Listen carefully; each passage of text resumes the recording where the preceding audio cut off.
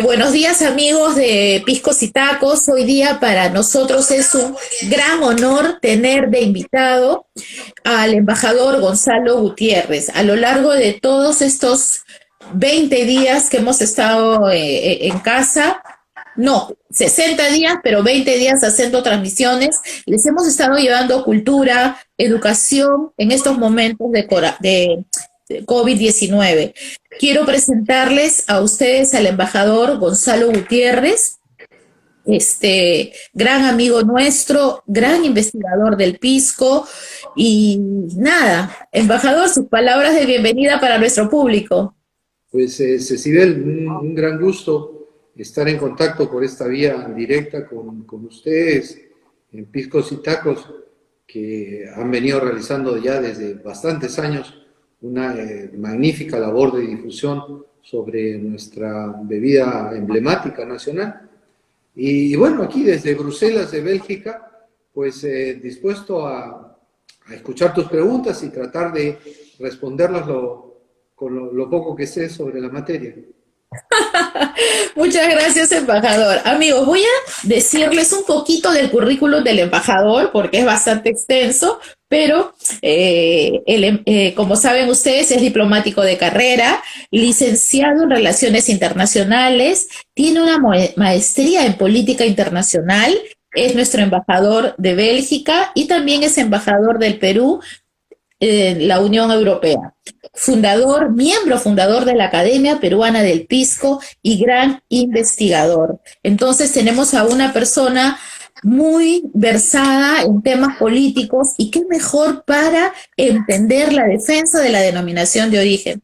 Embajador, revisando un poco de los libros, de los artículos que usted ha escrito, encontré dos versos escritos de usted preciosos que se lo paso a leer y al público también porque nos apasiona tanto este tema. Uno de ellos es este que dice: el aguardiente pisco, bebida tradicional del Perú, es un producto distintivo alrededor del mundo que posee la calidad de un linaje de larga data, con, con sus propias raíces. Esa palabra de linaje, qué hermoso sale en este verso, embajador. ¿Cómo se inspiró? No, bueno, no, es un párrafo de algún escrito que dice que ya ni sé cuál es, pero sí, pues es cierto, ¿no? Es un linaje, pero además el pisco tiene un elemento que quizás poco lo notamos, y es que es una síntesis cultural. Es una síntesis cultural notable, porque la uva no existía en el Perú precolombino. La uva viene con los españoles, pero se arraiga y empieza este linaje en el Perú, especialmente en la costa sur del Perú, y esta simbiosis entre la tierra, el clima, la mano del hombre y una fruta venida de España, esta juntura de diversos elementos, unos europeos y otros netamente peruanos, son los que dan nacimiento a nuestro pisco. Así es, embajador, y de eso le quiero hablar. Hemos estado revisando todos los trabajos sobre el pisco, investigaciones que usted ha hecho, y háblenos un poquito sobre el pisco, apuntes para la defensa de la denominación origen peruana.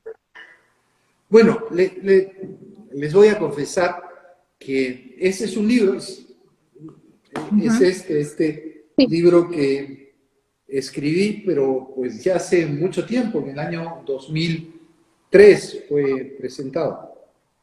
Pero el libro es producto de mi permanencia en Chile durante fines de los años 90 y los primeros años del siglo XXI. Yo fui destinado como ministro, como segundo de la Embajada del Perú en Chile. Y como comprenderán, pues, parte de la conversación casi diaria era con nuestros queridos amigos chilenos, era siempre el origen de la bebida. Y en algún momento de Indecopi en el Perú me invitaron a que hiciese una presentación. Yo tenía algún conocimiento sobre propiedad intelectual porque había participado en negociaciones internacionales sobre eso. Y me pidieron que hiciese esta presentación, que fue un PowerPoint sobre el origen del pisco, cuál era su ubicación en materia de propiedad intelectual. Y la verdad es que hice la presentación y después la miré y me dijo, bueno, no está nada mal esta presentación. Y empecé a engrosarla. Entonces ya de una filmina la fui convirtiendo en varias páginas y poco a poco esa presentación de PowerPoint terminó siendo este libro que presentamos hace ya algunos años. Sí, qué interesante. Y herramienta que nos sirve a nosotros cuando salimos de viaje al exterior y presentamos el pisco, es una herramienta fundamental. El génesis que usted hace en ese trabajo, ¿no? Y una de las partes que me encanta, habla usted sobre el emperador en China que manda a un expedicionario a Pisco. Sí, en realidad ese es un trabajo posterior. Ujú. Ese trabajo está, a ver, si no me equivoco, incluido en el boletín número 4 de la Sí, así, publicación ay, de sí, la Academia Peruana del Pisco. Y es una historia muy, muy interesante. A fines del siglo XIX, eh, finalmente se establecen las embajadas extranjeras en Beijing. Yo fui embajador en China. así es. Entonces, el, eh, el emperador chino, el emperador de la dinastía Qing, se dio cuenta que China no tenía embajadas en el exterior, no tenía presencia, no sabía del mundo a través de embajadas y empieza a destinar misiones específicas para que fueran a distintos lugares del mundo y que le informasen al emperador sobre cuáles eran las características pues, geográficas, sociales, históricas, militares, de transporte en cada uno de estos lugares. Y el emperador destina una misión que va a América y visita Canadá, Estados Unidos, Cuba, Brasil y Perú. Esta misión estaba encabezada pues por un alto funcionario del gobierno, digamos, del Ujú. imperio. Se llamaba Fu Yulong. Sí, Inclusive pude sí, sí, es obtener una belleza. una fotografía de él y en el reporte que él hace cuando este grupo, digamos, de información llega al puerto de Pisco, dice brevemente lo siguiente: en el tercer día del primer mes lunar del 15º año del emperador Guangxu, esto era el 2 de febrero de 1889, atracamos en Pisco. El Eso, licor llamado pisco proviene de aquí. Entonces, hermoso. ya este enviado del Sí. emperador chino a fines del Ujú. siglo XIX da cuenta del origen de nuestro aguardiente. Sí, cuando lo leí me emocionó un montón, ¿no? Porque ya un poco leyendo, este emperador decía, ¿por qué nos vienen a visitar a China de todos los países si nosotros no vamos? Y es donde él empieza a enviar a otros países a sus emisarios, ¿no? Así es, así es. Mira, el Perú ya tenía relaciones diplomáticas, por decir, con China desde 1874, pero no se habían enviado embajadas residentes. Ujú. Y primero ocurrió pues esta suerte de misiones de exploración e información que vinieron a diferentes partes del mundo. Claro. Embajador, el reconocimiento del pisco del Perú en la Unión Europea. Cuéntenos un poco sobre ese trabajo que hacen ustedes, los embajadores, cuando van a otros países y en la defensa también del pisco para presentarlo y que se respete y se cautele, ¿no? A ver, Eh, Hay que tener en cuenta, en relación a el pisco y la Unión Europea, dos momentos, o hasta tres. El primer momento es alrededor del año 2002.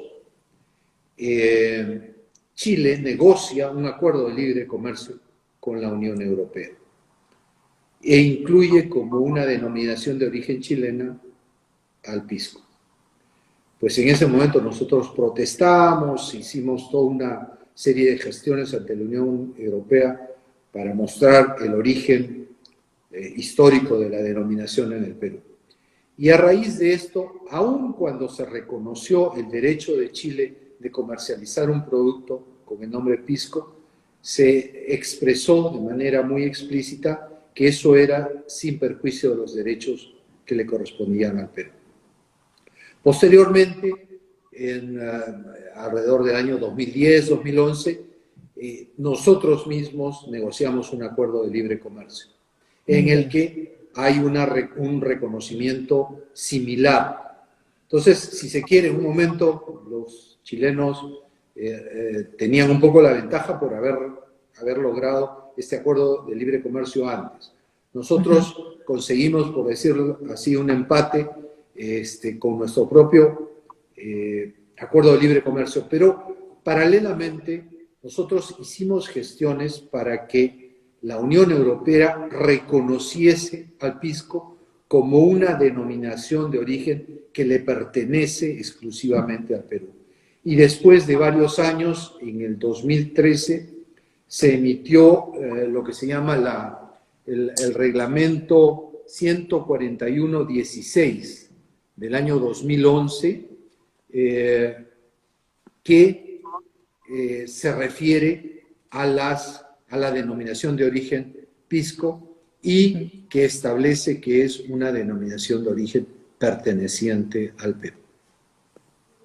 Y sobre eso también escribimos pues un poco una explicación en algún momento, porque en el Perú se suscitó un debate interno diciendo que el reconocimiento que habíamos obtenido era en base a la categoría de indicación geográfica y no denominación de origen. Entonces, que los chilenos tenían una ventaja porque ellas tenían denominación de origen y nosotros indicación geográfica. Lo cual era una falacia, porque el acuerdo con Chile no reconoce una denominación de origen, reconoce simplemente una denominación, no la categoría jurídica de denominación de origen. Y para el año 2011, la Unión Europea a las bebidas espirituosas solamente las reconoce bajo el amparo de indicación geográfica. Al coñac, al armañac, a todas sus propias bebidas espirituosas, la protección que les da es bajo el amparo de indicación geográfica, el mismo amparo que tiene el pisco del Perú. Gracias, embajador. Creo que muchas personas que están escuchando ya se están dando cuenta todo el tema de historia, de reglamento que tiene el pisco para la denominación de origen. Un poco, embajador, también tiene usted un trabajo que se llama El Pisco, la primera referencia a su nombre. Sí, bueno, ese es casi diría el último trabajo que escribí, que en realidad lo escribí este año, a comienzos de año, en base a una investigación que hice en el verano del año pasado en el Archivo de Indias, en Sevilla, con la concurrencia de mi gran amigo y estupendo historiador, Luis Miguel Clave, que es un peruano que vive en Sevilla y es uno de los expertos más grandes en el Archivo de Indias de Sevilla. Con su ayuda se ubicó documentos de un litigio judicial en la Audiencia de Lima en el año 1729, donde hay una serie de referencias a la bebida espirituosa y se le reconoce, se le llama en todos estos archivos judiciales del diferendo que existía como aguardiente de pisco.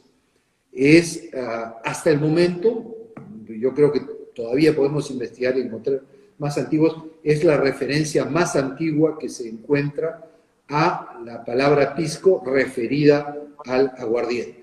Obviamente la palabra pisco es una palabra de origen quechua, que inclusive desde antes de la llegada de los españoles denominaba al lugar donde está el puerto y la bahía de Pisco.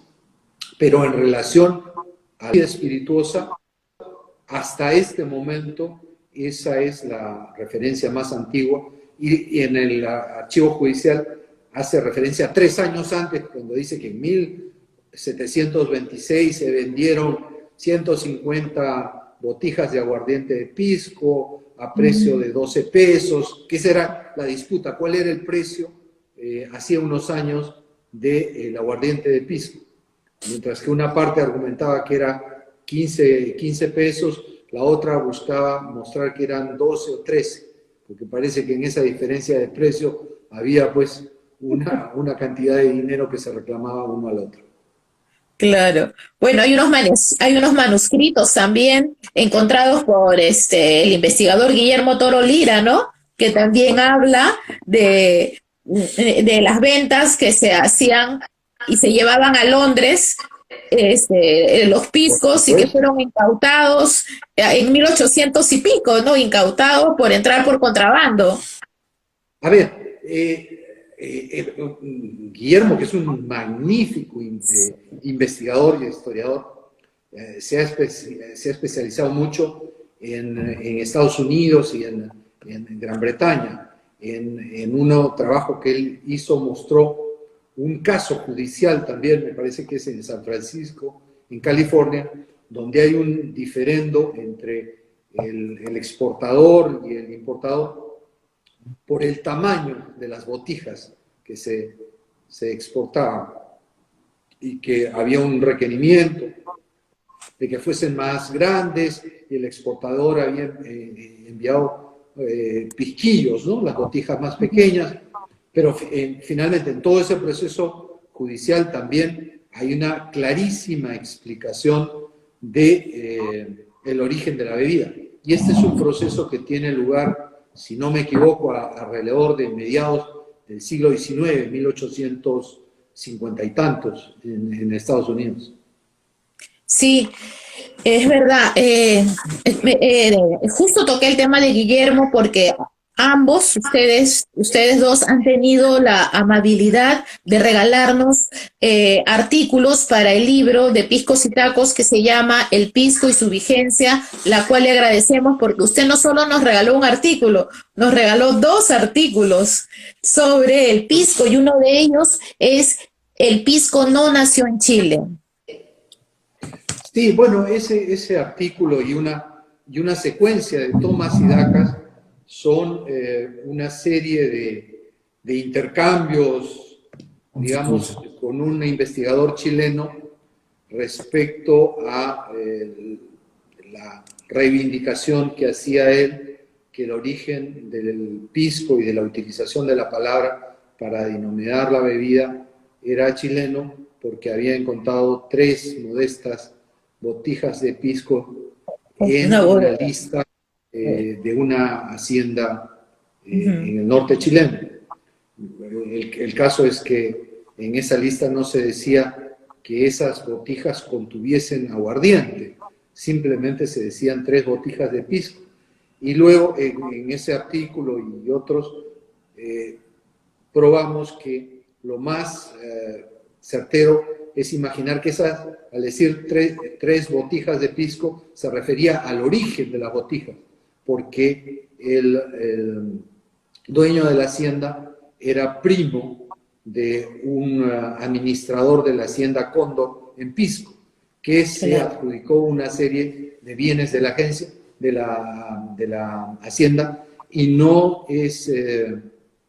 sería sorprendente que algunos de esos bienes los hubiera enviado a su primo, que tenía esta pequeña fundo, que ni siquiera una hacienda, ese pequeño fundo en el norte de Chile.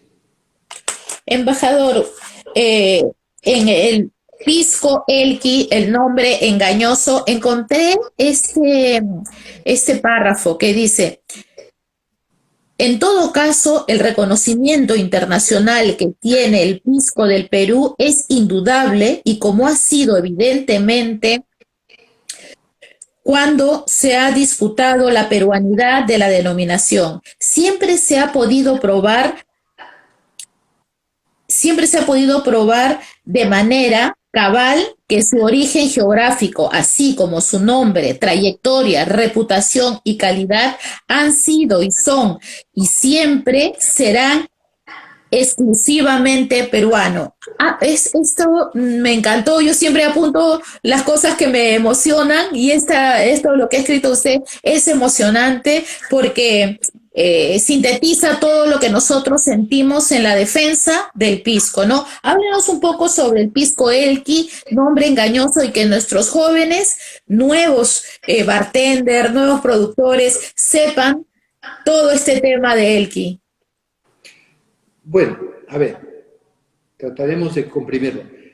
El hecho es que la utilización del nombre pisco para denominar un aguardiente en Chile empieza en la Guerra del Pacífico.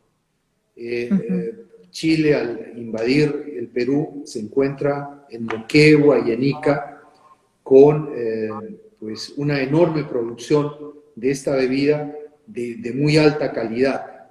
Y inclusive en los documentos chilenos de la guerra hay menciones a esta gran calidad de la bebida.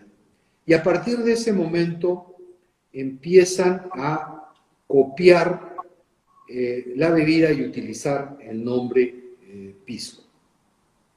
Y por eso hay etiquetas de 1883, me parece 82, 83, chilenas con el nombre pisco, que había sido evidentemente copiado. Hay también el caso de un agricultor chileno, Olegario Alba, que años antes se había desplazado a Locumba, en el Perú, para aprender de cómo se producía el pisco, y traslada este conocimiento a el norte de Chile. Y esto está registrado en un anuario chileno que Guillermo Torolira, nuestro brillante investigador, ubicó.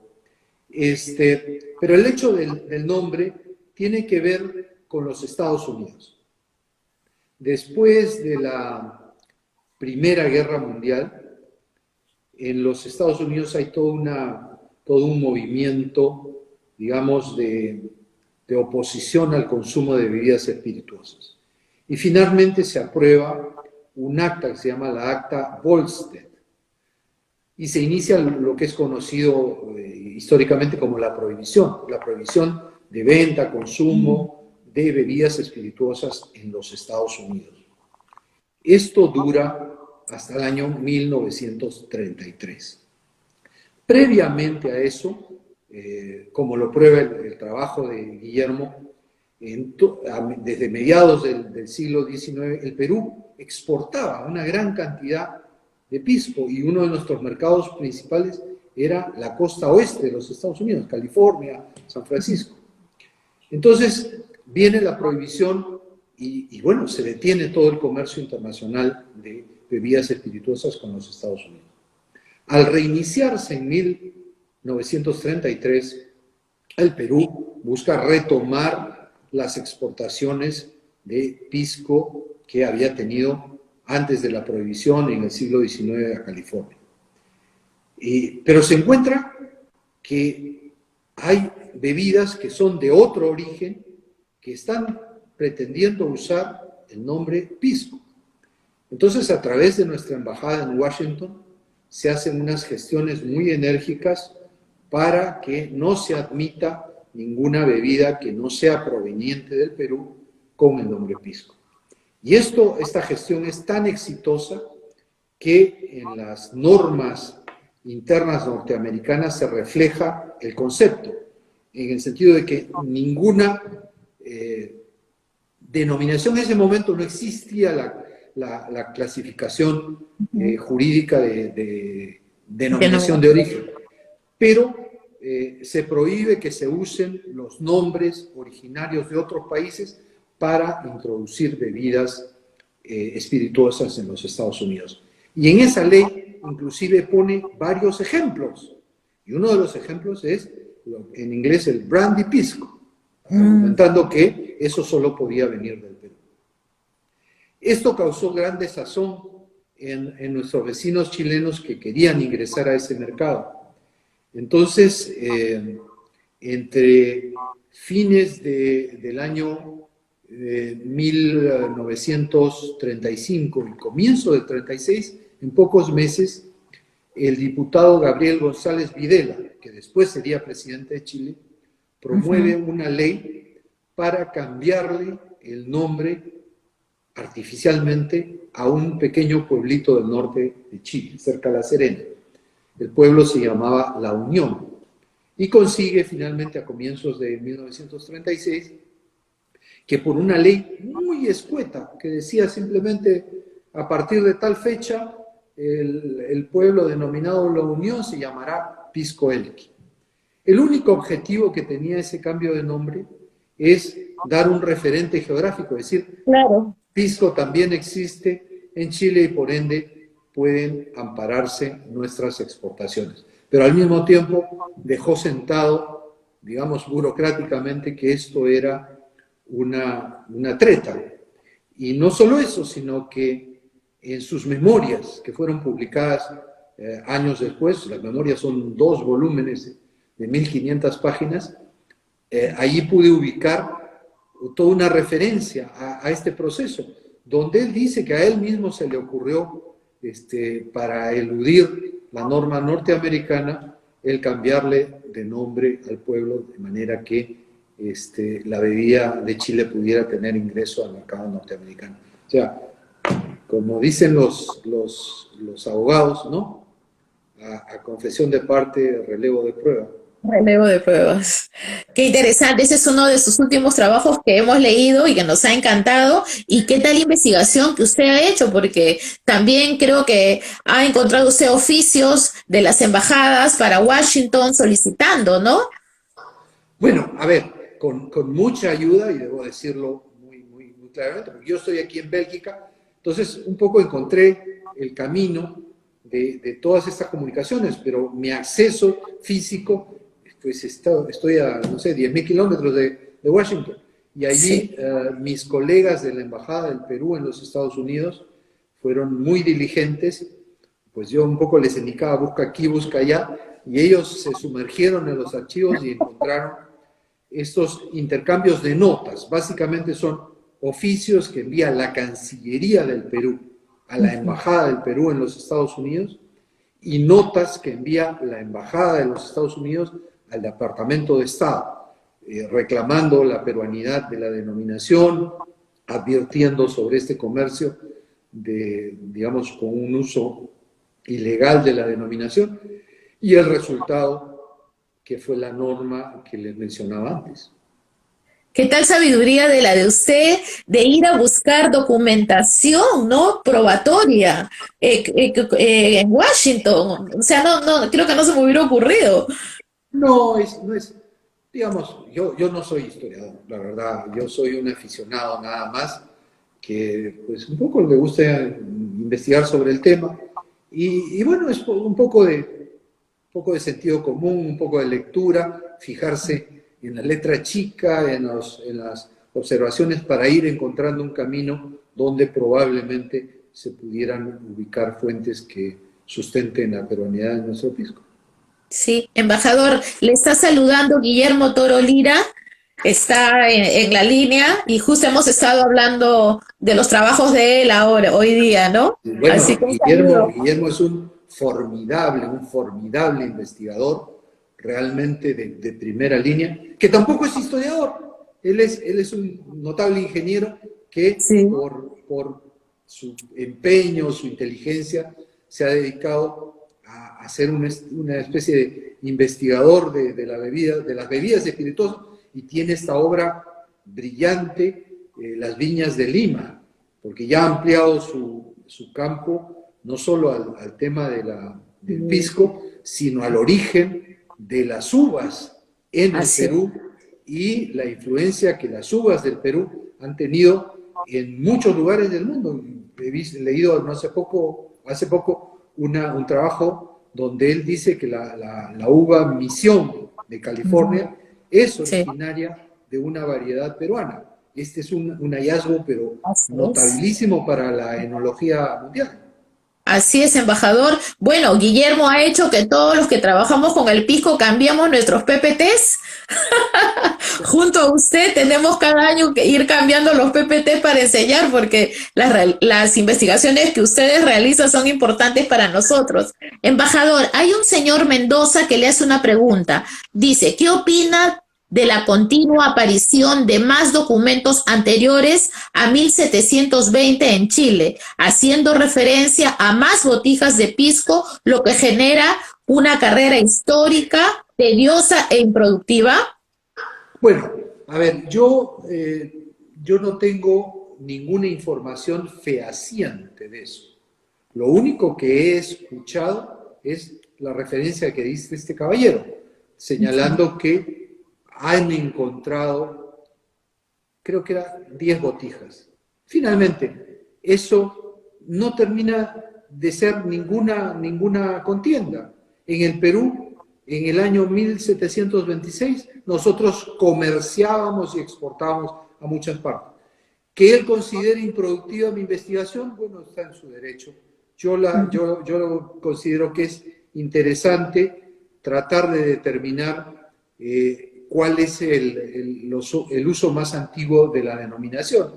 Y finalmente, no es importante quién tiene la botija más antigua, sino quién producía de manera significativa en el siglo XVIII. Así es.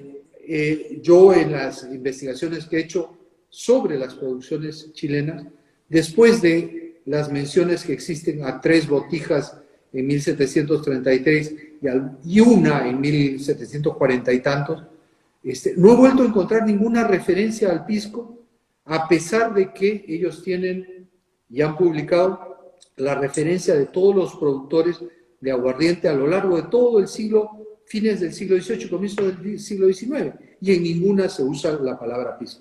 Así que, pues, mi amigo, ¿cómo apellida? Mendoza, Mendoza, Mendoza. si él considera improductiva, pues bueno, lo invito a que se abstenga de leerlo, no tiene obligación de hacerlo. Bueno, le cuento, hace muchos años en el IDEVIP, cuando el director del IDEVIP era el ingeniero Juan Carlos Palma, invitaron a unos 4 chicos que eran de Chile y presentaron todo un trabajo del aguardiente de Chile y en el público estaba el doctor Lorenzo Huertas, el embajador Carlos Buller y muchos importantes pisqueros, ¿no? Y a la hora que terminaron la exposición, decían que ellos tenían documentos de botijas antiguas, el mismo tema, ¿no? Y el doctor Lorenzo Huertas le dijo, enséñanos la documentación, envíenmela a mi correo y al de Ernesto Ramírez, del Profe Sabe, toda la documentación. Ellos quedaron en enviar la documentación, nunca la enviaron, hasta ahorita. Bueno, pues no sé, digamos, cada uno es el responsable de su propia investigación. Pero como alguien decía, todos tenemos derecho a nuestras opiniones. Lo que no tenemos derecho es a nuestros propios hechos. Nosotros no podemos inventar los hechos. Los hechos tienen que ser reales y concretos. O las opiniones Embajador, son personales y respetables. embajador, sobre ese tema me encantó la Numancia y el Perú. Cuéntenos un poquito eso al leerlo es riquísimo. Bueno, ese es Benito Pérez Galdós fue un gran escritor español, Sí, muy prolífico, Jacinta leí yo. claro. Y Benito Pérez Galdós acometió un trabajo, pero realmente enorme, que son, si no me equivoco, 49 novelas que ubican la historia de España en todo el siglo XVIII. Son varias series, son creo que 6 series de novelas. En la quinta serie hay una de las novelas se llama el viaje de la Numancia alrededor del mundo. La Numancia era un barco modernísimo, un acorazado que el gobierno español puso digamos, en servicio alrededor de 1864. Y en esos años la tensión entre el Perú y España, y Chile y España, se elevó mucho a raíz de la expedición esta del señor Pinzón, que vino al Perú y que pues ilegalmente tomó las Islas Chincha. Entonces había un enfrentamiento muy complicado entre el Perú y España. Y España envía este acorazado Numancia a la flota que estaba en el Pacífico Sur para reforzar. Entonces, Benito Pérez Galdós crea una novela en torno a este envío histórico respecto a un tripulante de la Numancia. Y un poco la historia de la novela es que este español tenía una hija muy guapa, Mara se llamaba. Y Mara, pues simplemente queda prendada, enamorada, alelada por un bohemio peruano en España. Y se escapa con el bohemio peruano que se la lleva al Perú. Y el padre, desesperado, pues porque se habían llevado a la niña de sus ojos, busca encontrarlos. Y no tiene mejor manera que ir al Perú que reclutarse como parte de la tripulación del Numancia que va al Perú. Y efectivamente llegan al Perú, la historia es que busca a la hija y no la encuentra. Porque además él tenía la imagen de que el peruano pues era un bohemio, sin digamos, ninguna profesión, un poco una persona que no tenía arte ni parte en un modo de vida que él esperaba para su hija. Y se da con la sorpresa al llegar al Perú que este peruano era heredero de una gran fortuna en el Perú, que una familia notable, una familia pro Castilla, y Castilla en ese momento estaba en una pugna con Pezet, ¿no? Por el gobierno. El hecho es que la historia cuenta que va al Perú y encuentra a algunos de los españoles preguntando por su hija, y hay una secuencia en la novela que la esposa mulata del español lo invita a almorzar a su casa. Y ahí hay un listado de los platos que le prepara. Entonces le pregunta si él ha probado alguna vez el sancochado, si hay sancochado en España. Entonces le prepara sancochado, le prepara tamales, pero le dice que se espere que el mejor plato es el arroz con pato que va a venir al final. Y el español dice, bueno, mira, vamos a probar el vino de aquí del Perú, que es bueno, pero ahí nomás. Pero, además te voy a invitar esta bebida que se conoce como pisco y que es la mejor de la mejor. Todo el que la toma ve a Dios en su trono. Entonces, lo gracioso de la novela es esta inserción de un menú de comida peruana y de bebidas peruanas. Pero además tiene otra gracia el cuento de Pérez Galdós, que es una referencia a las mujeres peruanas, que señala que son las mujeres más bonitas del mundo y las que tienen más gracia y salero. Así que Pérez Galdós, que no había ido nunca al Perú, parece que tuvo muy buenas referencias del Perú, de sus productos y de sus mujeres. Y hay un fragmento precioso de Chabuca Granda, ¿no? Esa limeña de precioso andar, de gracioso caminar, ¿no? Claro, Hermoso, claro. sí. Sí. Embajador, estamos pasando por temas de COVID-19. ¿Cómo cree que esto va a afectar la exportación del pisco alrededor del mundo? Bueno, todas las exportaciones están siendo afectadas.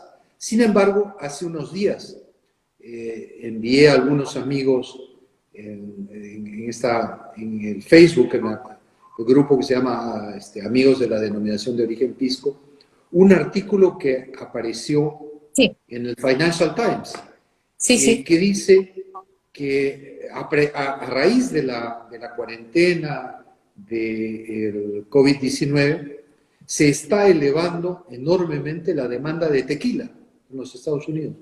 Entonces yo me preguntaba si no sería también una buena oportunidad para tratar de colgarse de esa tendencia para buscar colocar también el pisco, que ciertamente no es tan conocido como el tequila en los Claro. Estados Unidos, pero que bien podría a futuro tener un espacio afín al del tequila.